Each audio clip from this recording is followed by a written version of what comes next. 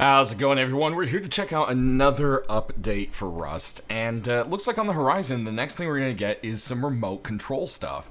So, we've got a drone, which we kind of previewed to you, and then I mentioned that turrets were going to have a remote control function, and on the Aux 1 branch, that's actually testable, so that's where we are today. And there are quite a few other things I want to mention before we show that off. And one of the things is there's been quite a few changes to the industrial branch, and I believe this is on staging because it's not working here, but they added additional slots for the actual connectors. So right now you just had on the left side and the top, there's now a connection on the front of the small box and the front of the small furnace, or electric furnace, I mean. So there you go.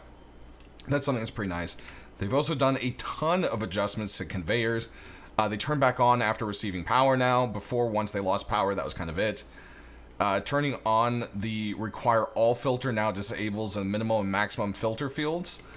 And there's now a, I guess, minimum field. So it transfers everything if you, like, set it to that. So I believe, like, if it's a minimum of 10, like, I don't know, 10 bullets or something, and you want it to wait until there's only 10 left and stop, then that's kind of how it would work, if that makes sense to you guys. And then for the crafter, the industrial crafter, they added 3 more blueprint slots, which is a nice thing. And yeah, just a few other things, like it doesn't flash on a cycle. It only flashes when it's actually crafting stuff, so that won't be as an annoying kind of noise and thing effect going off in your base constantly, which is kind of a nice thing. But we have a lot of really awesome stuff coming up. There's backpacks are being worked on. So yeah, that's been something that's been talked about in Rust for a while, and how's that going to work? There's even models that exist. And basically, when you get a backpack, the way it's going to work is you can only have one at a time, and it will add a separate row of storage slots. It can be interacted with from the ground or in your inventory. And it does slightly reduce your movement speed so far.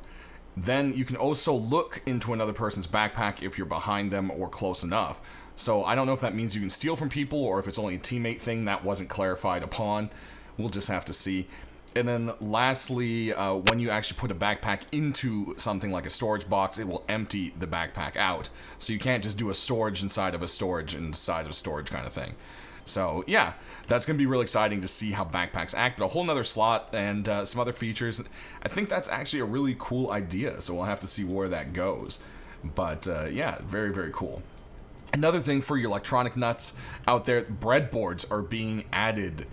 And yeah, so it's kind of like a way of portable, complicated electronic circuits, more or less. And yeah, I don't know how exactly it's going to fit into Rust yet, but it is something they are working on.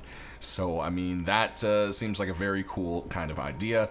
Could see some very awesome potential stuff coming out with that.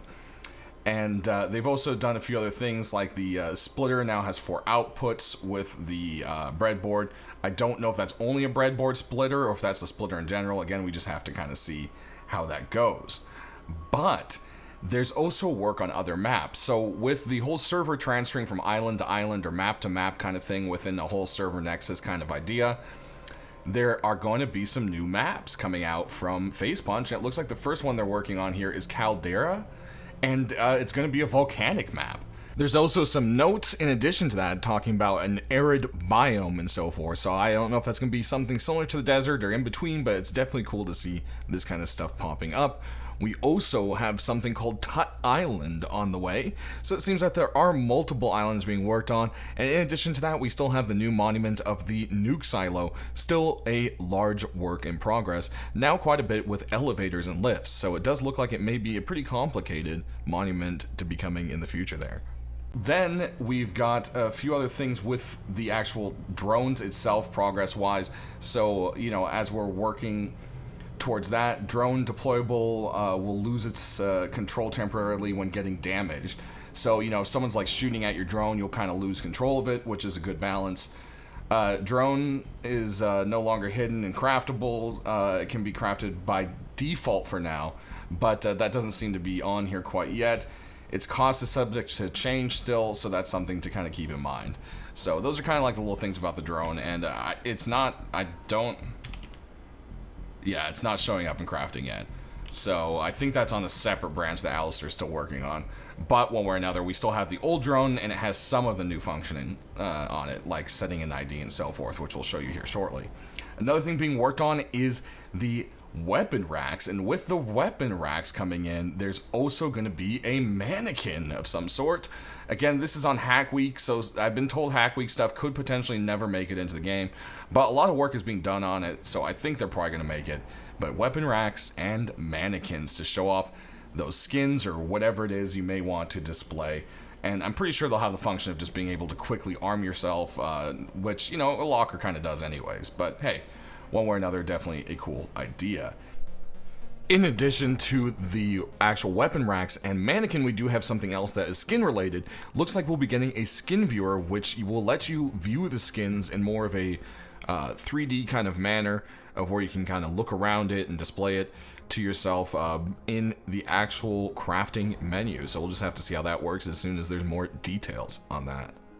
Also, we have an attack helicopter, which will be a new player usable heli. So at first it may have looked like they were redoing the actual, you know, helicopter that comes around for the event, because it is an attack helicopter, but they are not. This is actually something that looks like it will be 2 seats, one for a gunner and one for a pilot.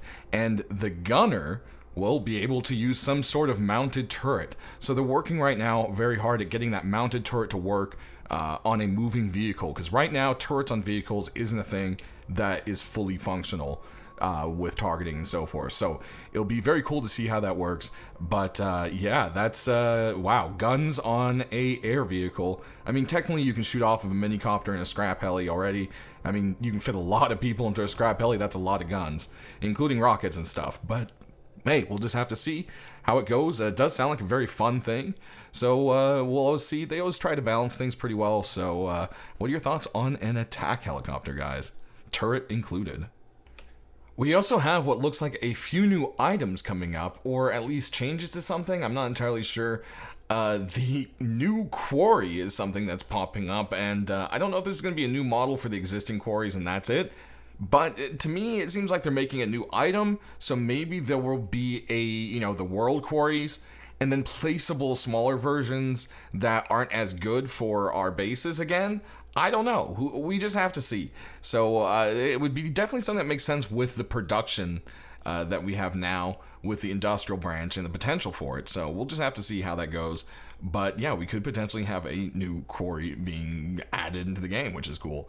And then there's the PTZ Camera, which is part of the drone stuff. And I don't know if it's just a function for the drone and the turrets, or if they're actually adding an actual camera. But I've seen a lot of commits about the camera itself. So it looks like we might get a pan, tilt, zoom camera. That's what PTZ stands for. They're usually kind of like a circular camera that can spin a full 360 degrees kind of thing. So hey, we might be getting that besides the CCTV cameras, or it might just be a function that is for the drone stuff. We'll just have to see. Again, this is just really early stuff. It's literally commit notes with nothing else. So we have to kind of go off of what we have. And then lastly, there seems to be some kind of weird change with the MLRS. There's a change here specifically fixing an achievement issue for mounting an MLRS. As far as I know, you can't mount the MLRS, so I don't know if we're going to be able to physically mount the MLRS and control it, or if it's also going to be controllable through remote control like turrets. I'm probably leaning towards the last one there with the remote control through the computer station, but who knows? It does literally say mount, so I don't know, but there might be some changes to MLRS coming up. But yeah, besides that, we do actually have one last thing coming up. We do have what looks like a potential new weapon or tool coming out. The Slingshot is being worked on. So there we go. Very, very early game kind of thing. So that definitely looks quite interesting. But that's most of the stuff that's coming up for us. So it'll definitely be a cool thing to see. But let's go ahead and look at this. So the drone hasn't changed too much. You still have to manually spawn it in right now on this branch as far as I can tell.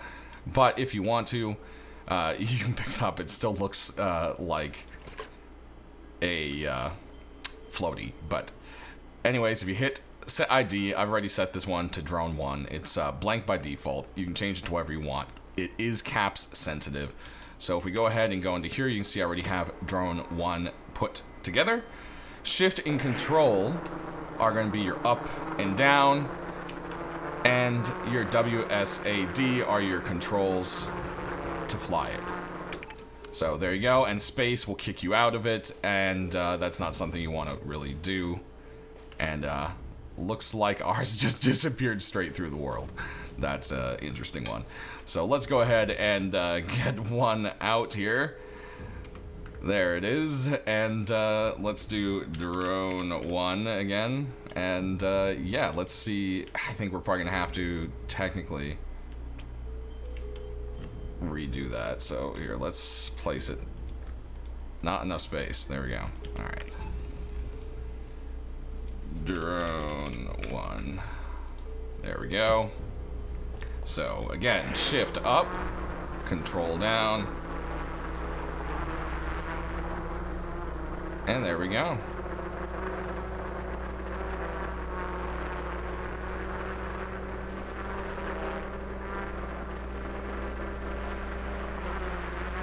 Definitely cool, and it's also nice to see another use for the actual computer station as well. So, you know, don't have to really worry. Oop, I think I blew it up. I slammed into the ground a little too fast there. So yeah, you want to be careful with your landings. All of that's still being adjusted, but one way or another, let's take a look at the turrets. So turrets should now have the option to actually add an ID. So I've already set this one to turret 2. Again, cap sensitive. And we'll go ahead and power it on. We already got our other one powered on here, and once you jump in here, boom, we now have control of the turret. It spins in a full 360 degrees. You have the same pretty much range as you would expect, but you can see it starts to kind of gray out after the kind of range of the turret. You can see the tree over there is kind of like in a fog.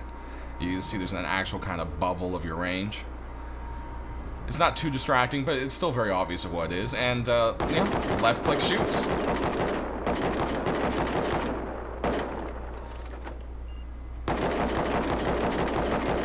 So there you go.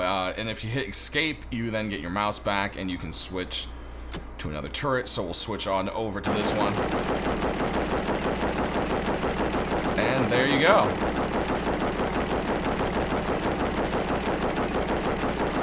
Manual control of a turret. So you know, it's a pretty simple thing, but it's pretty nice. So I mean, hey, sound off down in the comment section. Oh, it looks like the bubble kind of stuck around for a second there. Oh wow, and then okay, now it's fading. That's interesting. I don't know if that was supposed to do that or not, but there you go, guys. Controlled turrets. How do you feel about it? And the drone and so forth. And then I mean, we have a volcano map, all sorts of stuff, weapon racks, mannequins. I mean, there's so many things up on the horizon, backpacks. So sound off down in the comment section. Which ones are you the most excited for coming up? And tune in later. I should have a video up for whatever skins pop in the store today. So thanks for watching. Stay rusty.